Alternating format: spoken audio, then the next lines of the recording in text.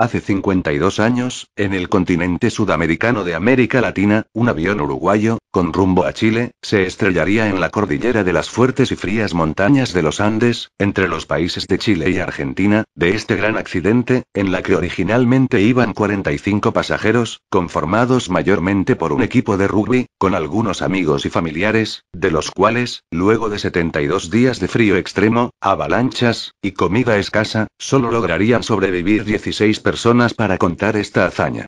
A este acontecimiento histórico se le conoce como la tragedia de los Andes, Milagro en los Andes, vuelo 571 de la Fuerza Aérea Uruguaya, la aventura de los All Christians, Viven, el accidente aéreo de la cordillera de los Andes, la Odisea en los Andes, la desventura en los Andes, o el más destacado de todos, la Sociedad de la Nieve.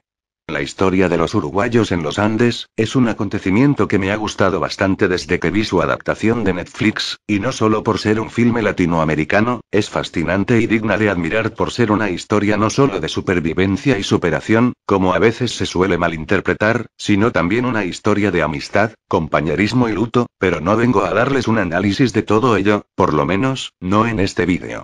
Sino vengo a detallar un iceberg que hice acerca de este hecho histórico, para detallar las curiosidades que llegaron a pasar antes, durante y hasta después de este evento.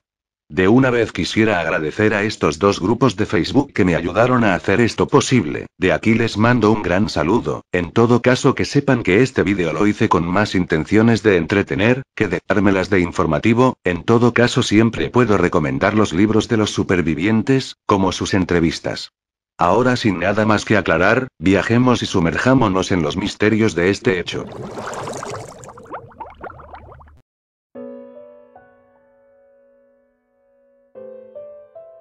¿Milagro, o tragedia? Un pequeño debate se ha formado en la comunidad sobre cómo nombrar a esta historia de supervivencia. Recordemos que las víctimas de este suceso mayormente eran jóvenes, que no pasaban de los 30 años, tenían familias, tenían parejas, y un futuro por delante, y algunos incluso llegaron a tener de las muertes más horribles que hayan podido tener. Esto automáticamente lo convierte en una tragedia, ¿no? Sin embargo, el hecho de que el avión se haya estrellado por las alas y no haya impactado de frente, pensar que en esos 72 días, la comunidad, a pesar de sus conflictos, no hayan terminado en disputas muy graves aún sabiendo que estaban alejados de toda ley, encontrar la tela aislante, que serviría para hacer la expedición final donde lo arriesgaron todo, haya salido verdaderamente exitosa sin perder algún miembro, el que la Fuerza Rescatista de Chile le haya podido creer a un arriero desconocido cuya única prueba era una carta, y sobre todo, que el mayor héroe de esta historia haya podido hacer en menos de un día lo que muchos aviones no pudieron hacer en 10, es lo que convierte esta historia automáticamente en un milagro. Carlitos Miguel Páez, el miembro más religioso del grupo, ha declarado que esta historia es una tragedia porque milagroso hubiera sido que los 45 pasajeros se hayan salvado en esos 72 días. Por otro lado, el libro de Fernando Parrado, la persona quien perdió a mucha gente en esa montaña y vivió más de cerca esta aventura, llamó a su propio libro El Milagro de los Andes. Claro que podemos tomar ambos títulos como válidos, y yo personalmente me gustaría verlo así. Podemos decir que esta es la historia de un milagro venida de una tragedia, pero si tuviera que quedarme con una sola palabra, opto por la de los propios sobrevivientes. Es una tragedia después de todo. ¿Y a ti cuál crees que es el título más adecuado? Fernando Parrado.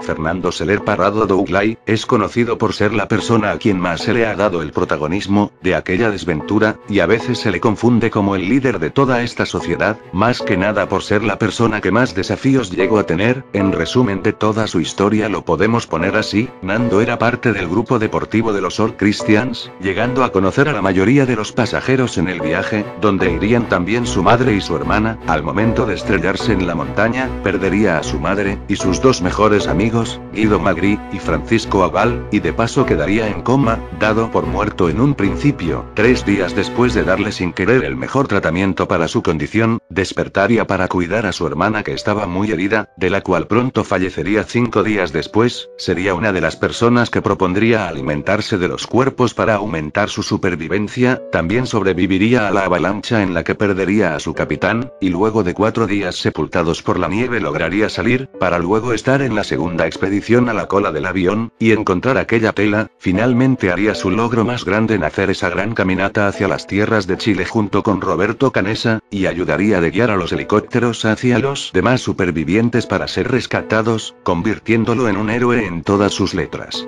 En la actualidad, Fernando Parrado es un empresario, conferencista muy exitoso, que ha dado charlas acerca de esta historia de supervivencia, ha sido conductor en competencias de autos, motos y lanchas, y ha sido productor de varios programas de su país, está casado y tiene sus hijas, ha declarado que si tuviera la oportunidad de tener que vivir de nuevo, y volver a subirse ese avión, lo haría sin dudas, porque sabe que aún después de haber perdido a esa familia con la que creció, pudo lograr hacer una nueva familia que crió. Adaptaciones cinematográficas. La historia de los uruguayos que cayeron en los Andes, ha sido un relato épico, tan épico que ha sido llevado al cine de forma seria en 3 ocasiones, la primera, siendo no muy conocida, Supervivencia en los Andes, del año 1976 hecha en México, nos relata la historia de los sobrevivientes con sus nombres cambiados, pero destaca el hecho de que paralelamente también nos cuenta la historia de los familiares y la Fuerza Aérea buscándolos, lo cual es verdaderamente sobresaliente, también es muy explícita a la hora de mostrar aquellos momentos crudos de las que ya saben a cuáles me refiero, esta también Viven, o Alive, la que llevó esta historia de forma internacional, la historia hollywoodense protagonizada por Ethan Hawke como Nando Parrado, una historia bastante americana, que logró conservar algunos nombres reales, mostrar una convivencia mucho más personal, claro que con algunas exageraciones de por medio lo cual hace que a veces no te la tomes en serio, y finalmente tenemos a La Sociedad de la Nieve, la historia producida por Netflix, y con un cast ahora verdaderamente fiel que cuenta horas y con todos los nombres reales implicados, que busca homenajear no solo a los que salieron de la montaña, sino a los que no pudieron hacerlo, teniendo una verdadera aprobación por parte de los supervivientes y los familiares de los fallecidos, teniendo como compositor al gran Michael Giacchino, siendo esta versión la que me hizo interesarme por esta historia. Al final es muy obvio pensar cuál de las 3 ha sido la más exitosa y alabada por los críticos y no tan críticos, pero de todas maneras no desmérito ciertos elementos que poseen los otros 2 filmes. Como conclusión, me gustaría citar un comentario de Roberto Canessa, el cual ha dicho que si llegaran a contar lo que realmente pasó en la montaña, lo más seguro es que la gente llegara a huir del cine. Antropofagia. Si algo ha destacado la historia de los All Christians, a diferencia de otros relatos de supervivencia, es que para poder seguir viviendo con tan pocos recursos, tuvieron que alimentarse de los cuerpos de sus fallecidos amigos, muertos a causa de la misma montaña, empezando por cortar la carne, y comer cada parte del cuerpo de afuera hacia adentro, hasta solo dejar los huesos, aunque a veces lo usaban para complementar algunos nutrientes, no era lo suficiente para llenarlos, pero sí lo necesario para vivir. Dicha tarea en su mayoría era encargada por los primos Strauch, Daniel Fernández, Eduardo y Adolfo Strauch, quienes llegaron a asumir el mando del grupo luego de la muerte del capitán, lo hacían a la vista gorda de los demás, se dice que debido al frío es que la carne no tenía ningún sabor, y procuraban no calentarla para evitar eliminar las proteínas que tenía, fue una decisión muy tomada a debate, ya que a algunos les costó todavía más asimilar esta forma de sobrevivir, pero todos estaban de acuerdo de que todos ponían a ofrecer sus cuerpos si llegaran a morir para servir de alimento. Cuando hicieron pública esta declaración, a pesar de las críticas del público, y el amarillismo en los medios, es que pudieron librarse de aquello que tanto temían sin problemas.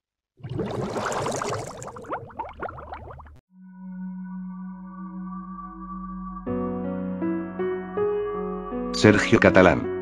Sergio Catalán, fue un arriero chileno, que es conocido por haber rescatado, y ayudado a Fernando Parrado y Roberto Canessa, luego de 10 días, de haber empezado su expedición final, se convertiría en la clave importante para desencadenar los eventos que ayudaron a la salvación de los demás supervivientes. Con el pasar del tiempo, no lo dejaron de lado, siempre lo tomaron en cuenta para todo, llegando a no solo visitarlo, sino también invitarlo a muchas reuniones y ceremonias, llegando a tener una sala en su propio museo. Incluso le pagaron una operación de cadera, para mostrar lo eternamente agradecidos que estaban. Finalmente fallecería un 11 de febrero de 2020, yendo el propio Gustavo Cervino a su funeral, declarando dicho día como el Día del Arriero. Catolicismo. La religión cristiana católica no solo estuvo presente en la fe y cultura de los muchachos, y contrario a lo que muchas veces se dicen, no todos los 45 pasajeros eran profundamente católicos, o por lo menos llegaron a seguir siéndolo durante y después de aquel acontecimiento. Eduardo Strauch, por ejemplo, aseguró que dejó de creer en Dios después de ello, y gente como Arturo Nogueira se volvieron más espiritistas que cristianos, llegando a creer más en la gente. Claro que, como dije, habían algunos que se mantuvieron en buena fe, como Coco Nicolich, que siempre se mantenía en oración. Carlitos Miguel Páez se decía que dirigía el rosario junto con el que le había dado su madre. Javier Metol aseguró que su episodio en la montaña fortaleció su fe. Coche Inciarte aseguró haber visto a Jesús en algún punto. Pancho Delgado declaró en la prensa que veía a la antropofagia, como la última cena, aquella en la que Jesús dio su cuerpo y sangre. El Papa de ese año, el Papa VI, los defendió cuando se dio pública esta noticia. Sé que hay otros elementos que podíamos decir, pero estos para mí han sido los más interesantes. 2 días.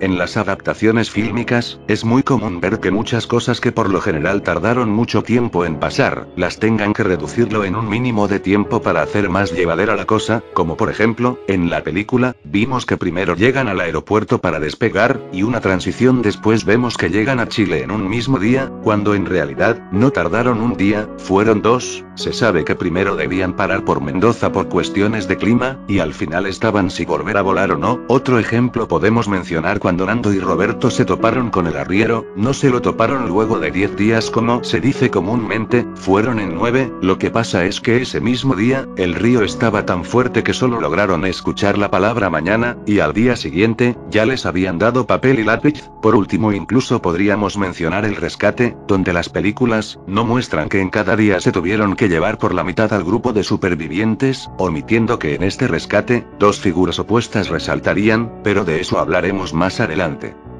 Numa Turcati. Numa Turcati Pesquera, es conocido mayormente por ser la última víctima de las montañas, y el protagonista de la tercera adaptación cinematográfica de Los Andes, La Sociedad de la Nieve. Pero ¿por qué se decidió hacerlo protagonista, sino también representante de los fallecidos?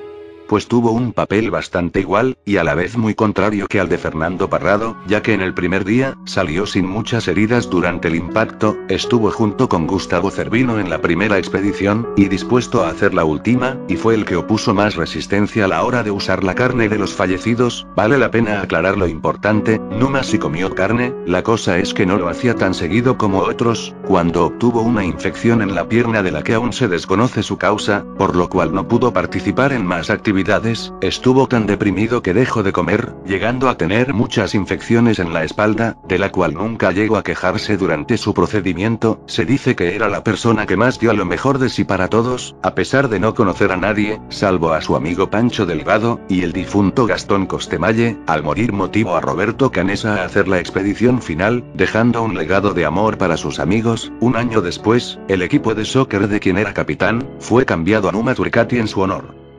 Gilberto Regules.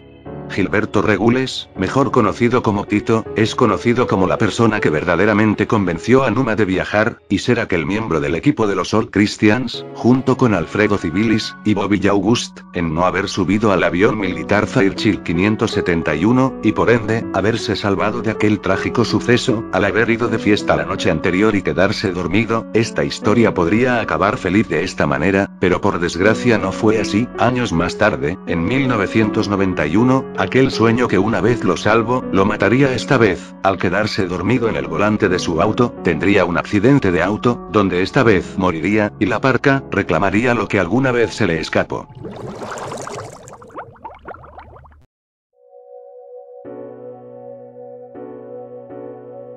¿Por qué se estrelló? Hablando de la mayor semilla de toda esta historia, de seguro la pregunta ha rondado por sus cabezas: ¿por qué el avión Fairchild 571 chocó con la montaña de los Andes? Si bien, no hay una respuesta del todo correcta al 10.000 millones que la responda de forma verdadera, después de todo los pilotos murieron antes de contar su propia versión, y lo que se va a decir a continuación es una especulación a base de varios estudios y teorías. La versión dice así: como saben, los Andes, al ser un terreno completamente alto e inmenso, no podían darse el lujo en atravesar dichos montes como las fronteras. Para una mejor seguridad tenían que rodearlas, haciendo toda una curva en U. No obstante, no midieron bien en el tiempo que debían en dar su segunda vuelta, lo que provocó que sin darse cuenta, andarían en aquella cordillera llena de montañas, y como en ese tiempo, había una temporada de fuertes vientos, nubes templadas, y nieve fuerte, es que no podían divisar lo que tenían a su alrededor, y para el colmo, se cree que al ser un equipo viejo, es que los aparatos como el altímetro estaban descuadrados y funcionando mal, los pilotos creyeron que ya habían llegado a Chile, cuando seguían en Argentina, y al momento de descender para que según pudieran aterrizar en el aeropuerto, el avión estrellaría una de sus alas en las montañas, provocando aquel fatídico accidente. En conclusión, todo esto fue producto de un error humano, debido a una serie de características que no tuvieron en cuenta a la hora de volar. Carlos Páez Vilaró. Carlos Páez Vilaró, es un famoso artista uruguayo, conocido por sus grandes obras en pintura, cerámica, entre otras, donde supo verdaderamente destacar la cultura de su país. No obstante, si algo en verdad sería muy conocido en otros países y en esta generación, es en haber liderado la búsqueda de su hijo Carlitos, cuando estuvo perdido en los Andes, poniendo toda su sangre, sudor, lágrimas y fe, en encontrarlo, siendo que al final, cuando fue rescatado, le dio una postal bastante emotiva. Esta experiencia se puede leer en el libro que escribió relatando aquella odisea que pasó. Carlos Páez fallecería el 24 de febrero de 2014, y como homenaje, su hijo, a quien tanto busco, lo interpretaría en la adaptación de Netflix, quien lo ha descrito como un momento bastante duro por revivir el pasado desde dos puntos de vista. Cameos y referencias. Con esto no me refiero a los cameos de los supervivientes y familiares, en su tercera adaptación porque esa ya todos se la saben, el relato de los uruguayos sobreviviendo en los Andes, al ser un relato bastante épico, ha podido servir como cameo cuando se trata de historias de supervivencia en el frío. Si bien es cierto, que no es tan distinguido como otras historias, la verdad es que sí se ha ganado su lugar, y si no es a la misma historia, es a su segunda adaptación quien a su vez se basa en esta historia. No los pondré todos debido al tiempo y porque no estoy completamente seguro si son verdaderamente una referencia a ello, pero de aquí puedo resaltar tres. La primera, la serie ficticia Yellow Jackets. Su historia trata de un equipo de soccer femenino, que termina en un bosque silvestre en la que tienen que sobrevivir. Ya va por su tercera temporada, y se ha dicho que la tragedia de los Andes ha sido parte de su inspiración. La segunda, el capítulo 8 de la cuarta temporada de Rick y Morty, El tanque de ácido, en donde en 2 minutos, nos resumen una historia protagonizada por Morty y su novia, con altas referencias hacia dicha desventura real, y como no, la más popular de todas, en Los Simpson. Que a pesar de todo, 5 de nosotros quedamos vivos. Sí, señor. Pásame otra pierna de copiloto. Diría también el de Fortnite, pero no me convence del todo. En cualquier caso, ahora que esta peli ha sido muy popular y aclamada por el público gringo, ¿qué otras referencias tendremos a futuro? Entre más me la mamas, más me crece. Es muy curioso cómo el número de la mala suerte está verdaderamente presente en esta historia, empezando con la más visible. La fecha que da inicio a todo esto es un simple viernes 13, el número de su avión 571, si lo sumas por unidades obtienes un 13, 13 son el número de letras de las palabras All Christians, Sergio Catalán y superviviente, 13 son las víctimas que murieron ese día, 13 fueron los sobrevivientes, que en un principio esperaron en la expedición final. Recuerden que Tintín iba a ir con ellos. 13 fueron las nominaciones que tuvieron a los premios Goya. El estreno de la película en Netflix fue un 4 de enero de 2024, que si lo convertimos a números tenemos un 13, y así podemos mencionar un montón de cosas que de seguro no tendrán fin. Coincidencia o no, me parece curioso este elemento con grandes connotaciones se haya repetido de gran manera, pero a ti, ¿en qué otros elementos crees que también están presentes? Oh por Dios, ¿en serio? Sergio Díaz.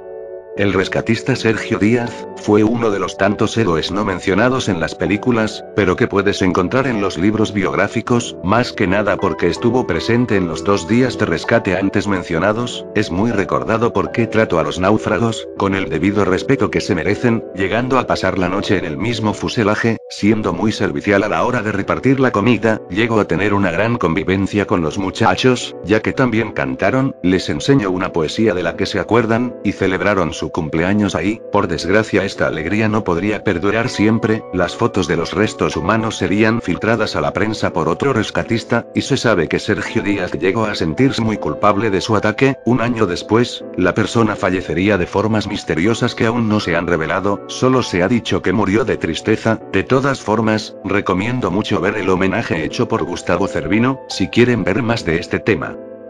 Zapatitos rojos. Cuando Nando Parrado iba a salir a la expedición, le dio a Carlitos Páez un zapato de bebé de color rojo. Este par había sido comprado por la madre de Nando, para su nieto, pero Nando prefirió usarlo como un símbolo de su promesa de que Nando iría de buscarlos una vez que encontrase ayuda. Esta curiosidad, como pueden ver, no se halla en La Sociedad de la Nieve, sino resalta más en Viven, la adaptación de Hollywood. Muchos años más tarde, Carlitos en una entrevista ha declarado que el color de este par de zapatos en realidad era azul. Era entendible que los productores podrían haberle cambiado el color como una forma de hacerlo más sobresaliente. Aquí un debate se ha formado en la comunidad, sobre cuál pudo ser el verdadero color de estos zapatos, ya que hay fotos que se han mostrado de color rojo, pero pueden haber sido tintadas a mano, y el zapato que se expone en el museo lo más seguro es que sea de la película. Bien, Carlitos también pudo haberse confundido al ser un evento traumático. No hay una respuesta correcta, pero bien, esperemos que sea de esas cosas que no hay que darle mucha importancia ahora mismo.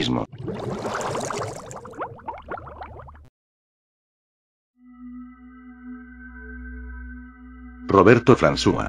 Roberto Fernando Jorge François Álvarez, mejor conocido como Bobby para los panas, es uno de los tantos 16 sobrevivientes de los Andes, pero lo que lo ha destacado fue su comportamiento introvertido y pesimista. Muy a diferencia de sus compañeros, a Bobby se le conoce como uno de los exiliados, el cual se le denominaba a esas personas que no colaboraban mucho. Se sabe mayormente que pasaba su tiempo sentado y alejado del resto. Esto, según sus palabras, era a causa de una fuerte depresión que tenía en ese tiempo, ya que no parecía sobrevivir mucho, y le daba igual si moría en ese lugar. Pero para su propia suerte, sus compañeros nunca lo dejaron solo, lo estuvieron cuidando y animando para que pueda sobrevivir.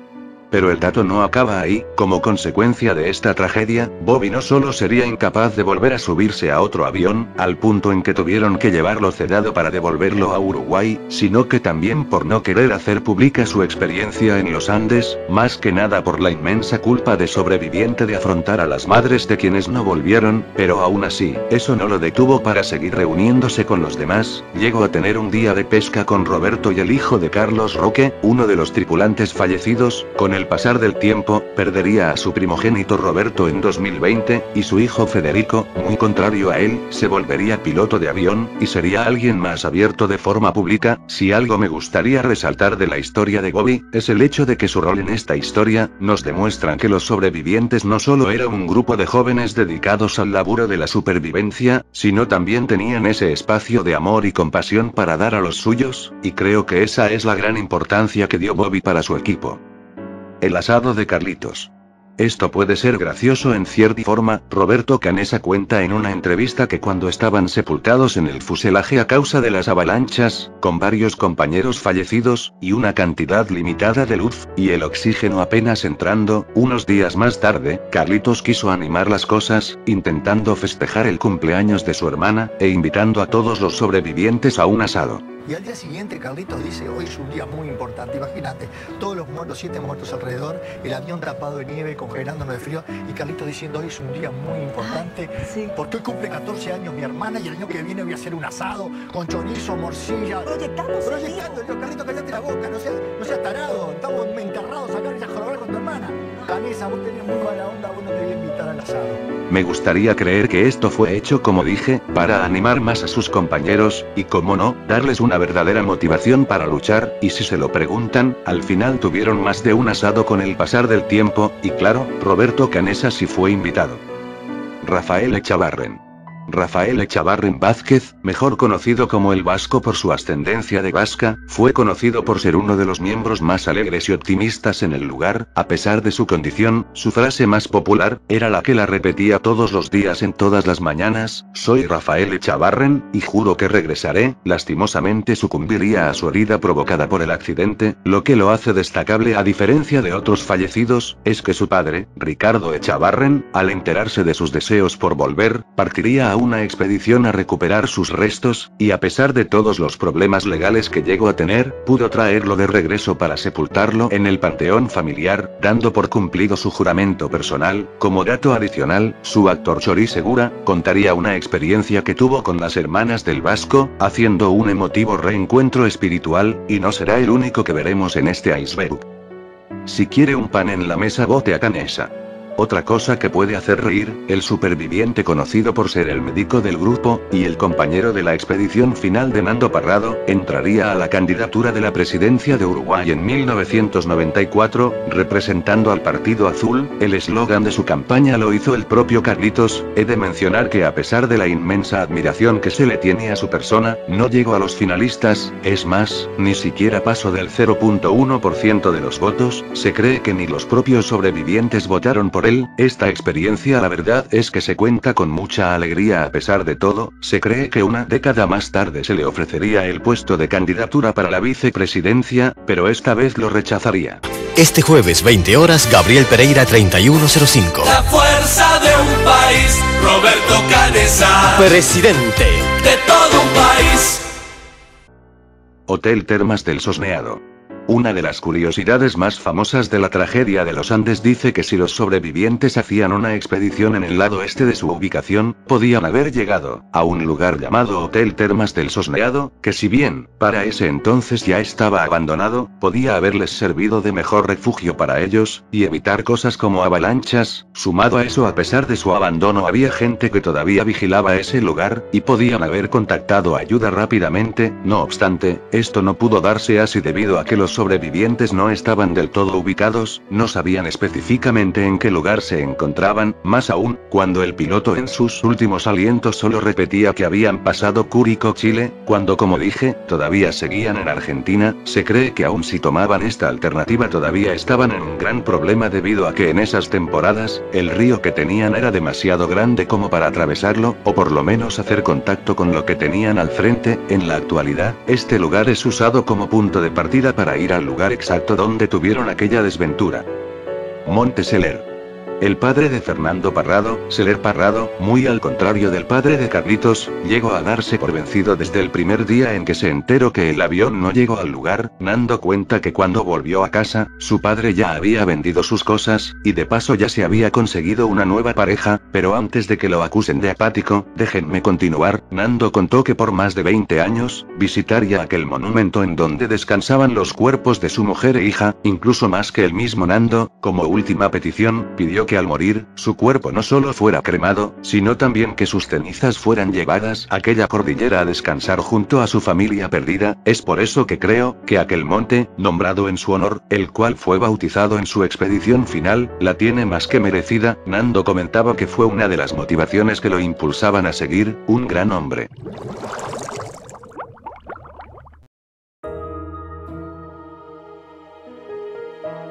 Biblioteca, Nuestros Hijos. De 16 supervivientes que pudieron reencontrarse con sus familias, otras 29 personas no tuvieron la misma suerte, y de esas 29 personas, un grupo compuesto por 13 madres, convertirían el dolor de la pérdida en algo mucho más grande para transmitir. Este legado se llamaría la Biblioteca de Nuestros Hijos, Valor y Fe, en donde no solo actúan como lugar de estudio para todas las edades, sino también como una fundación para la ayuda de aquellos buenos estudiantes de bajos recursos, y a pesar de la implementación de la tecnología que tenemos hoy en día, no los han detenido para nada, ya que también dan clases de computación, y ha sido el lugar para varios eventos. Hablar de ella me tomará mucho más de lo que debo, por lo que si quieren ver más recomiendo leer la novela Del otro lado de la montaña, escrita en colaboración por Estela Pérez del Castillo, la hermana del difunto capitán Marcelo, junto con su hija, una historia bastante motivadora. Graciela Augusto de Mariani. ¿Se acuerdan que Tito Regules no pudo asistir al vuelo por quedarse dormido?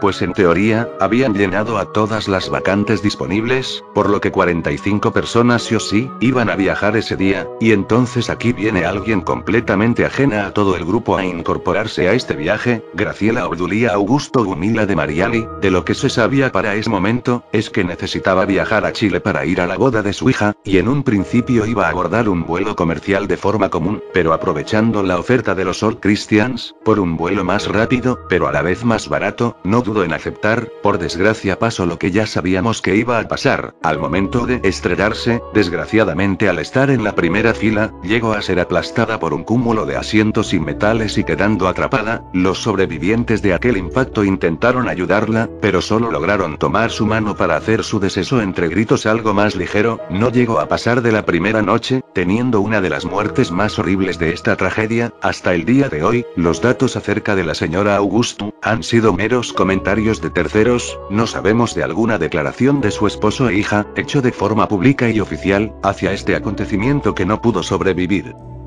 Tintín y Liliana. Es algo muy sencillo de explicar y dejar claro. Los actores de La Sociedad de la Nieve, Agustín de la Corte, quien interpreta a Tintín, y Paula Baldini, quien interpreta a Liliana de Metol, hasta la fecha de este vídeo, son pareja y están saliendo. Su romance empezó en el mismo set de la película, y eso sería todo. Bien, para no dejar este punto muy amarillista, contemos una curiosidad más. ¿Sabían que la misma Paula Baldini ha sido actriz de doblaje? Solo que no tiene una larga filmografía como creen. Su rol más destacable, si no hasta el único, es haciendo de Zagara en StarCraft 2. Se van a portar bien, ¿verdad? Mamá. Bien, ¿eh? Mamá, los quiero. Soy eterna. ¿Cuáles son tus órdenes? La familia de Gastón Costemalle. La familia Costemalle Yardi ya había sido partícipe de las desgracias antes de la más destacable. La primera empieza a finales de los 60, con la muerte del padre, de un infarto en Paraguay. Tiempo después le seguiría el hijo menor, Daniel, quien moriría a causa de un paro respiratorio, producto de las aguas frías en un accidente de balsa, y ya sabrán que años después, en 1972, seguiría Gastón, una de las primeras víctimas de este suceso, dejando sola a aquella madre, Blanca, testiga de todo este infortunio. Rumores indican que ya falleció hace unos años. Estos datos fueron dados por el primo hermano de Gastón, Carlos Costemalle, a quien agradezco por publicar aquella información. Videntes. Durante la búsqueda de las familias, veo entendible que hayan querido arriesgarse a invertir su tiempo, y hasta dinero, en aquellas figuras que supuestamente dicen tener poderes paranormales. Cada uno de ellos llegó a dar su respectivo punto de ubicación, como cuando sugirieron al portezuelo de Planchón, pero muchos estaban de acuerdo de que habían sobrevivientes, y que debían actuar con rapidez. El más destacado de todos, fue Gerard Coiset, y su hijo, fue un medium que según la policía usaba para encontrar personas desaparecidas, pero la verdad es que el sujeto solo daba declaraciones de forma vagas, por no decir que eran bastante equivocadas. Contar todo este punto llevaría para largo, por lo cual, si quieren saber más, recomiendo leer los libros, ya que cada uno da su propia historia hacia aquella experiencia. Sobrevivientes cuñados. Aunque no lo crean, la conexión entre ciertos sobrevivientes va más allá de esta desventura. El mayor ejemplo de esto son Roberto Canessa y Roy Harley, quien no solo son cuñados como tal, sino concuñados, esto debido a que ambos están casados con las hermanas Surraco, Laurie y Cecilia respectivamente, fortaleciendo aún más esta relación familiar que tienen.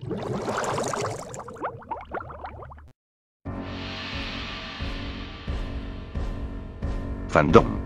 Al ser una película exitosa producida y distribuida en Netflix, una plataforma en la que millones de jóvenes consumen, era de esperarse que la fanaticada se haga presente. A mí personalmente me ha encantado la película, y es por esta misma que conocí esta historia, eso no voy a negarlo, pero hay que tomar en cuenta algo: los fanáticos de los uruguayos siempre han existido desde que hicieron públicas sus hazañas. De igual manera, siempre han existido aquellos fans controversiales, solo que en esta generación llena de tecnología que hace sus pensamientos más públicos, no hay problema que quieras dedicar cosas como un dibujo, una estatuilla, o una poesía. Son cosas que podrían incluso gustar a los sobrevivientes, porque son simples regalos hacia su persona. De la misma forma, aplicaría si lo haces para la película misma, porque sabemos que tanto actores como directores estarían felices. El problema iniciaría cuando se olvida que esta es una historia basada en una experiencia de personas reales, sobre situaciones infernales que sufrieron de forma real. No habría problemas si haces un vídeo de curiosidades, datos desconocidos, o una edición con buena música, y hasta cierto punto un meme, porque sé que es una buena forma de mostrar tu gusto por esta película, pero saber que hay personas que han hecho cosas como mostrar un fanatismo extremo a Numa Turcati como si fuera un ídolo pop, hacer fiesta bajo esta temática usando las fotos reales de las personas involucradas, eventos de streamers, y la más probable de todas, hacer fanfics y escritos en Wattpad. Deberíamos cuestionarnos la unión de las palabras sobreviviente y favorito, sabiendo que estas personas perdieron a gente importante en esta tragedia. Claro que también hay que pensar en la reacción de los verdaderos supervivientes, por ejemplo cuando la cuenta de Instagram Vintage Toys Pics hizo una serie de juguetes no comerciables de la Sociedad de la Nieve y Viven, hubo gente que le comentó negativamente sobre esto, aluciendo la falta de respeto y empatía dicho anteriormente, pero para sorpresa de muchos, los mismos sobrevivientes como Tintín, expresaron su gusto y deseo hacia dicha figura. Solo quiero que sepan que al hacer este iceberg, lo hice como mi propia manera de mostrar mi gusto hacia esta historia, trato de llevarlo de la manera más respetuosa y empática hacia todos, y si no se ve así, de una vez declaro abiertamente mis disculpas. Versión extendida de la Sociedad de la Nieve.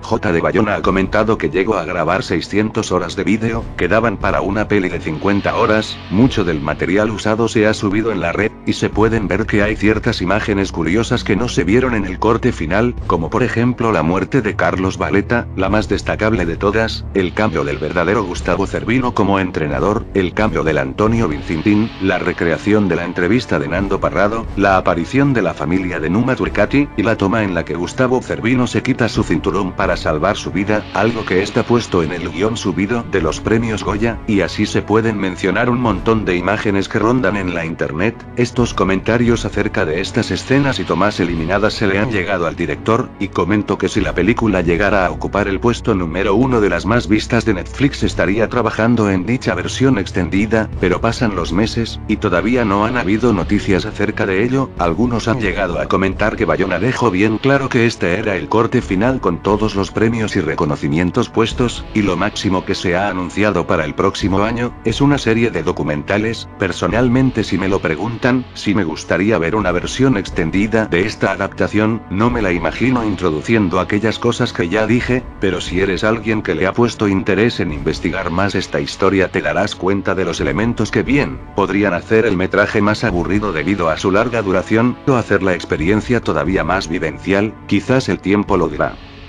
Pedro Algorta. Otro de los tantos supervivientes curiosos, es José Pedro Jacinto María Algorta Durán, que a diferencia de los sobrevivientes, llegó a padecer de amnesia como respuesta a aquel trauma vivencial, y no supo hablar de aquella experiencia en 35 años. El libro que ha publicado, Las montañas siguen ahí, es conocido por tener ciertas partes, bastante debatibles a la historia oficial, como confundir a Daniel Maspons, con Gustavo Nicolich en la primera expedición, tanto así, que Coche Inciarte, le llegó a comentar que parecía que se haya subido a otro avión, esto obviamente producto de la amnesia traumática que padeció, y también recordemos que cada persona vivió la montaña respecto a cada punto de vista, pero contrario a lo que puede parecer a primera vista, es un gran libro, y de hecho me gustan los detalles con lo que describen ciertas cosas que no hablan mucho en las películas. Enzo y Numa. La conexión que hay entre Numa Turcati, con su respectivo actor Enzo Bogrinzik, va más allá de ser una simple relación de actor y rol, y compartir el mismo rostro. Enzo ha comentado que cuando dio a conocer su papel a los supervivientes y familiares del fallecido, mucha de esa gente llegó a abrazarlo sin decirle ninguna palabra, llegó a visitar la casa del verdadero Numa más de una vez, llegó a involucrarse con el equipo de fútbol del mismo nombre, donde recibió su propia camiseta. Cuenta luego que en una escena cortada se llegó a romper la pierna y no pudo caminar. Vaya coincidencia. Entre otras coincidencias podríamos destacar que es uno de los pocos actores uruguayos de la cinta, y no solo uruguayo, sino también nacido en Montevideo. Su apego a la persona es tanto, que muchas veces se le ha llamado Numa incluso cuando no están filmando. Reencarnación o no, puedo decir que es interesante ver esta relación que puede haber entre dos personas reales. Los temas musicales diferentes. Esto no sé si soy solo yo, o hay algo verdaderamente misterioso aquí. La banda sonora de la película compuesta por Michael Giacchino, fue muy bien recibida por las grandes músicas en su álbum. Aquí quisiera destacar la que de seguro ha sido la favorita de todos incluyéndome, me refiero a la que sale al final del clímax de la película donde finalmente los helicópteros los encuentran para ya irse de aquel infierno helado. La cosa es que mientras reveía la película por milésima vez, podía notar que la banda sonora que sale en la escena, y la que está subida a YouTube, son muy distintas. Siento que el timing, el ritmo, y algunos instrumentos, son en cierta manera, desiguales. Por darles un ejemplo, en la escena de la película, la música suena bastante épica y fuerte, sobresale mucho una especie de violín y campana, mientras que en el medio público subido, lo que más resalta es una guitarra. Les voy a poner ambos, así que pido totalmente su atención.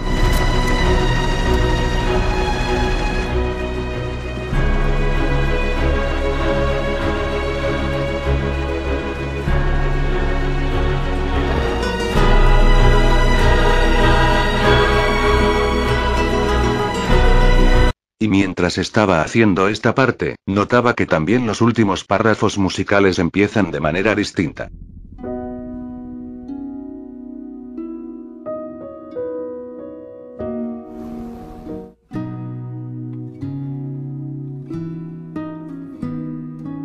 Saquen sus conclusiones.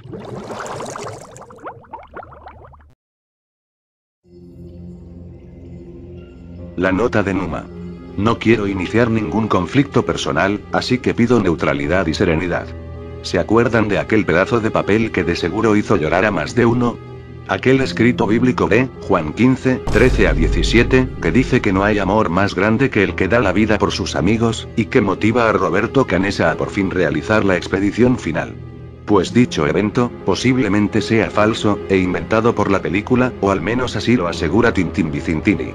Ha comentado públicamente que dicho papel no es más que licencia artística, y es que en parte puede tener razón, si recordamos que una frase así no es muy mencionada en otros testimonios, y ni siquiera se han tomado fotos de su veracidad o ha sido expuesta en el museo. Por el contrario, cosas como la nota de Nando al arriero, o el mensaje de la cola del avión, sí han estado presentes, pero la nota de Numa no, y la única persona que ha apoyado esto es Gustavo Cervino, y no estamos hablando de cualquier sobreviviente, sino el sobreviviente que se la pasó recolectando objetos de los fallecidos para dárselos a sus familias, llegando a negarse si no le dejaban llevarse la maleta. Me parece raro que se le haya escapado un elemento así. Algunos rumorean que no fue un papel, sino literalmente fue un escrito encontrado en su mano, y la primera vez que da a conocer este detalle no fue en la película como piensa Tintín, fue en una entrevista grupal en tiempos cuando Javier Metol aún vivía, por lo que si pudo haberse equivocado bien pudieron haberlo aclarado. O sea que está después de haber sufrido, además. Se murió después de haber pasado 60 días, no me acuerdo cuántos días. O sea, de haber pasado gran parte y haber sufrido lo mismo que nosotros, él muere. Eso es terrible. Con un testimonio de amor. Sí, sí. Escribió una frase que dijo que no había amor más grande que aquel que da la vida por sus amigos en un papel. Siempre estuvo a la orden, hizo la primera expedición conmigo con Maspons. Pero no fue así, por lo que su veracidad todavía está a interpretación. Personalmente considero que si se va a abordar este tema, que sea de la manera más respetuosa posible a sus dos contrapartes. La segunda cordillera. De todas las secuelas que han tenido los sobrevivientes, el que más me ha llamado la atención es la de Carlitos Páez, quien llegó a caer en las adicciones más mundanas como lo fueron las drogas y el alcohol, pues se ha relatado que en su última expedición terminó bien herido de forma psicológica que no pudo moverse, así que se veía predecible que haya caído en estos vicios. A esta aventura por recuperarse la relató en un libro llamado Mi segunda cordillera, y si se lo preguntan, el propio Carlitos en sus palabras ha comentado que esta segunda cordillera ha sido más difícil de salir que la primera. La Odisea en los Andes.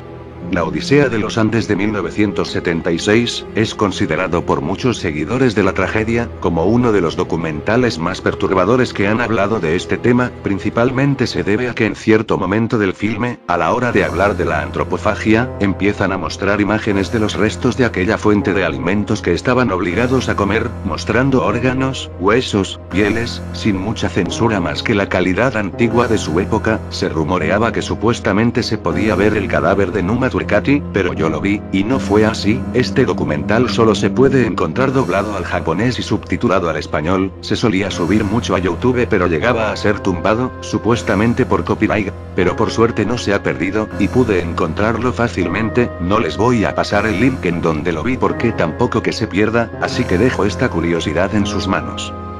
Los dibujos de Coche. José Luis Nicolás Inciarte Vázquez, mejor conocido como Coche, llegaba a tener a la pintura como uno de sus tantos pasatiempos, y si bien no era tan apasionado como lo era el padre de Carlitos, pero sí lo suficiente como para dedicarse a ello en su jubilación, llegó a hacer un montón de dibujos representando su vivencia en los Andes, muchos de ellos los hizo durante esta propia visión, por lo que pueden notar aquella sensación perturbadora que se emana, aunque se dice que pocos fueron los que pudieron salir de forma pública, todavía pudo seguir trazando para algunos. Considero que son uno de esos elementos que no se habla mucho a la hora de hablar de esta tragedia de forma psicológica. Espero que YouTube no me censure de más por esto.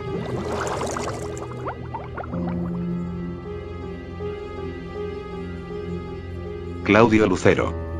Claudio Lucero Martínez, es conocido por ser uno de los mejores montañistas de Chile, llegando a escalar las gigantescas montañas de todo el mundo como el Everest. Llegó a recibir un premio en 2017, por toda esta trayectoria, incluyendo sus trabajos como bombero y rescatista.